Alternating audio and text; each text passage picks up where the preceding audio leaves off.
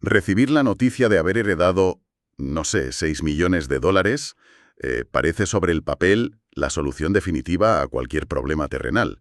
O sea, la imaginación vuela automáticamente hacia mansiones, viajes sin billete de vuelta y, bueno, una vida completamente resuelta. Totalmente. Es una premisa limpísima, el sueño de cualquiera, la verdad. Exacto. Pero, a ver, la perspectiva cambia de una forma drástica y bastante aterradora, cuando, al leer la letra pequeña de ese testamento, se descubre que la inmensa fortuna viene con un extra que no es opcional. Un grupo de 8 fantasmas sanguinarios, con siglos de antigüedad, que básicamente buscan venganza. Menudo extra, desde luego. Ya te digo. Pues para desgranar exactamente cómo funciona esta pesadilla, y antes de entrar en materia, un saludo muy especial a quien sintoniza esta inversión a fondo desde el canal de YouTube Podcast de Libros y Pelis. Hoy toca diseccionar hasta el último detalle de la novela juvenil 13 días a medianoche, que está escrita por Leo Hunt, una obra que, plantea esta letal dicotomía entre la riqueza absoluta y una muerte inminente. Y me gustaría añadir que el enfoque de este análisis no va a ser un simple repaso de la trama, porque eso se queda corto. Lo que realmente exige atención aquí es cómo el autor construye un mecanismo narrativo que equilibra, por un lado, el humor negro y, por otro, la ansiedad crónica típica de la adolescencia. Y todo esto mezclado con un sistema de magia basado en el folclore más oscuro de la nigromancia. Claro, es que es una mezcla súper curiosa. Es muy curiosa, sí.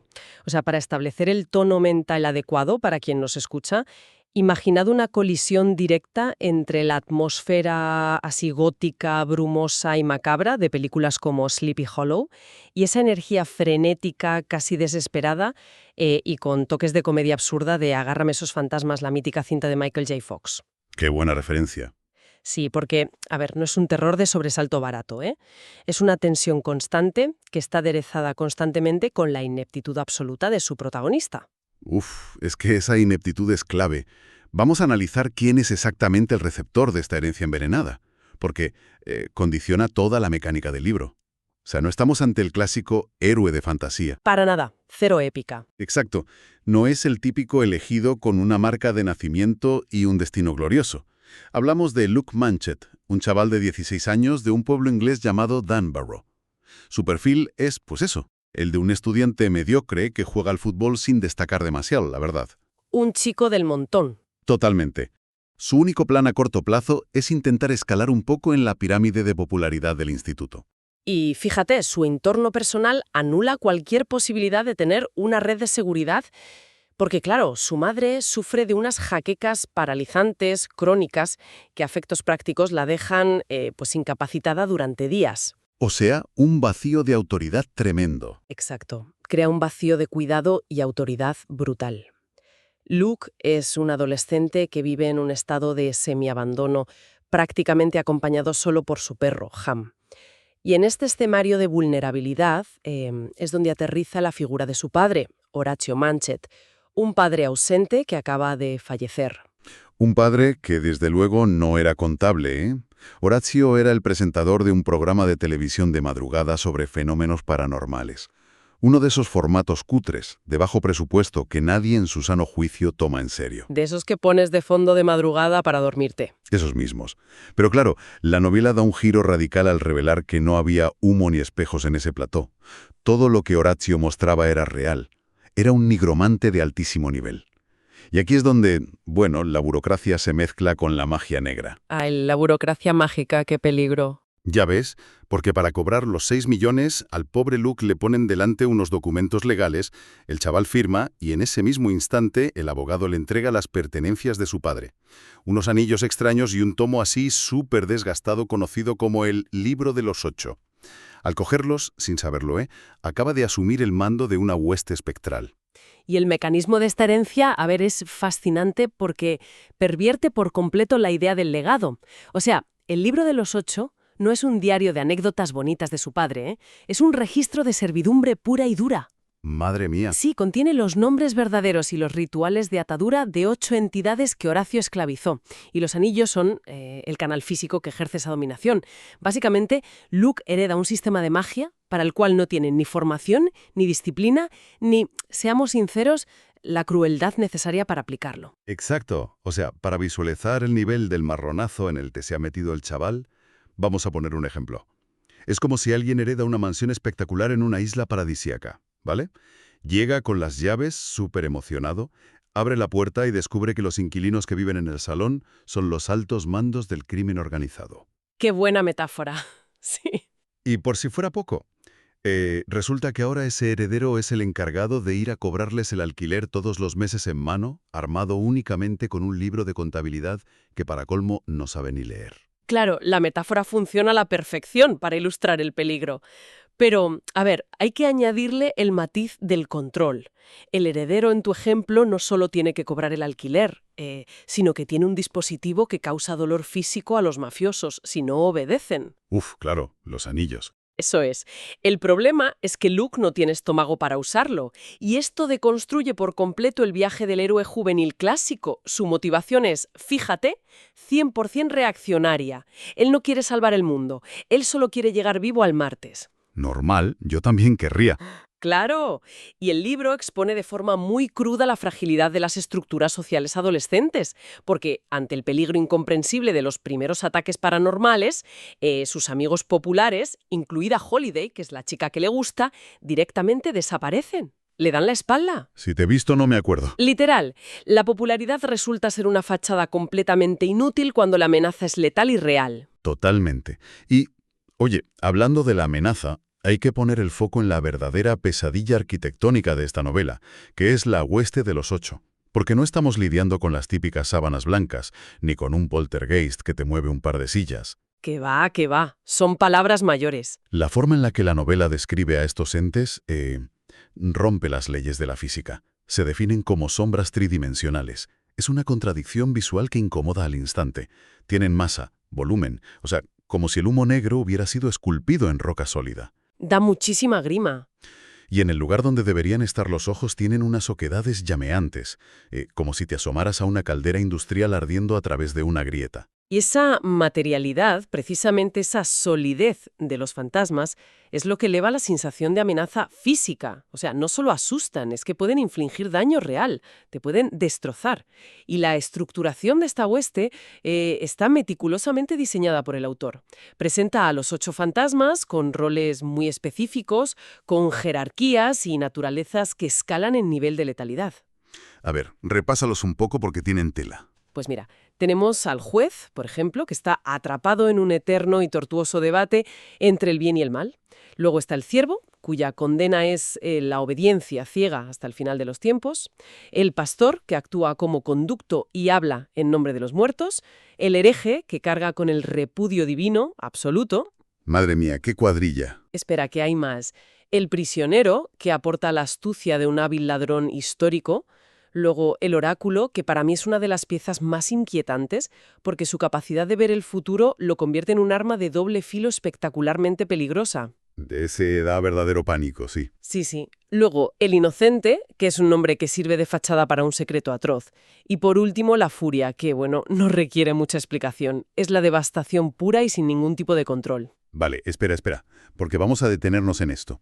Que aquí hay una fractura moral que la novela plantea de forma muy sutil.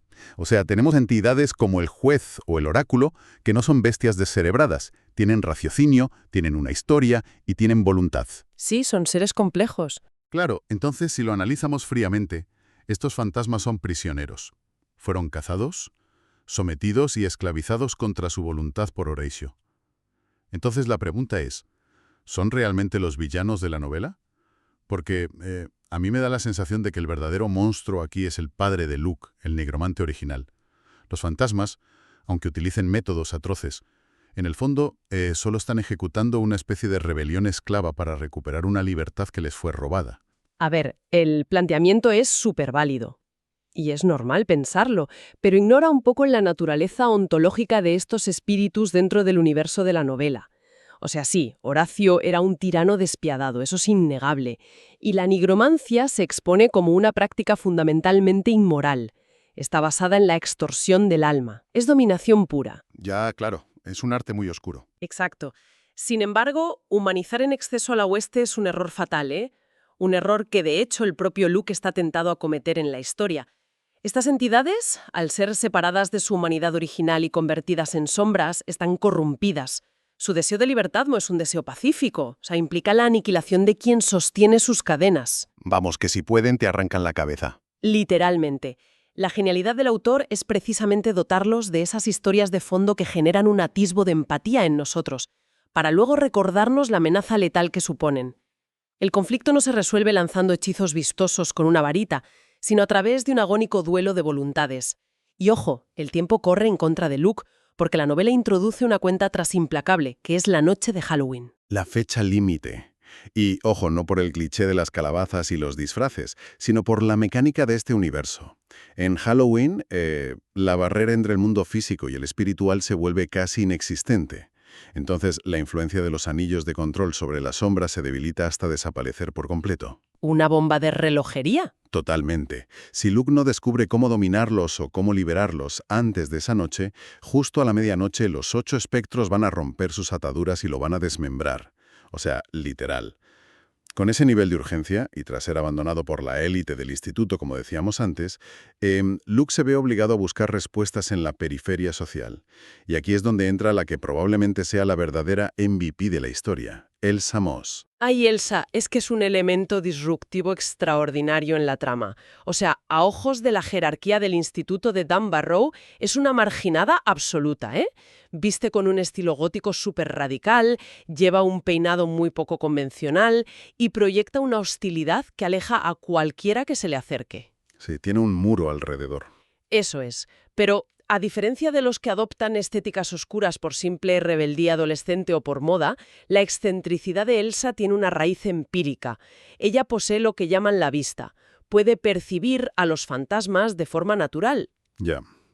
Pero a ver, me voy a poner en el papel de abogado del diablo un momento, ¿vale? A ver, dime. Porque leyendo las interacciones entre Luke y Elsa, hay una dinámica que, no sé, me hace un poco de ruido. Luke no sabe absolutamente nada.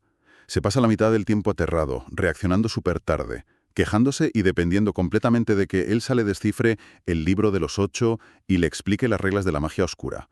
O sea, da la sensación de que Luke es casi un espectador inútil en su propia historia. Entiendo por qué lo dices. Claro, es que si sacas a Luke de la ecuación, parece que Elsa podría haber resuelto el problema de la hueste ella sola en un par de tardes. ¿No te parece esto un fallo de diseño del protagonista? ¿Que sea opacado de una forma tan brutal por un personaje teóricamente secundario? Pues, sinceramente, calificarlo de fallo creo que es no comprender el propósito de la novela, ¿eh? Que Elsa tome las riendas operativas no es un error de cálculo del autor, para nada. Es una demolición muy intencionada de los roles clásicos. ¿Tú crees? Sí, piénsalo. Tradicionalmente, el héroe masculino descubre un mundo mágico, resulta ser un genio innato sin haber estudiado, y la compañera femenina queda relegada a, bueno, un interés romántico o a darle apoyo moral, y ya está. Aquí las tornas giran de forma muy abrupta. Luke es un lastre operativo porque representa la normalidad irrumpiendo en lo oculto. No tiene por qué saber magia negra. Es lógico que no sepa. Claro, es un chaval normal y corriente. Exacto. Elsa, en cambio, lleva toda su vida marginada precisamente por cargar con ese conocimiento. El hecho de que ella dirija la estrategia convierte a Elsa en un personaje sumamente proactivo y brillantemente inteligente. Y el mensaje subyacente destroza por completo esa validación superficial típica del instituto. O sea, te dice que los guapos y populares no sirven de absolutamente nada ante el abismo. Son los incomprendidos, los que están en los márgenes, los que tienen las herramientas reales para sobrevivir. Oye, pues visto así tiene todo el sentido. Esa incompetencia de Luke es el motor que permite brillar al personaje de Elsa. O sea, me convences. Y hablando de aliados poco convencionales que brillan en la oscuridad, es obligatorio mencionar a Ham. Ay, Ham, por favor. El perro de Luke. Un galgo escocés que, funciona mucho más allá del simple alivio cómico.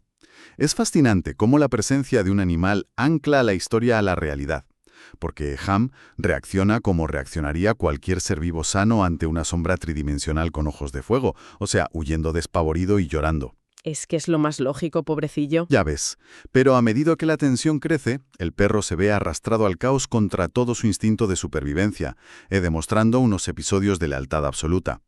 La dinámica entre un chaval aterrorizado, una experta en ocultismo antisocial y un galgo cobarde enfrentándose a 8 demonios ancestrales, le da a la novela un tono súper único. Totalmente.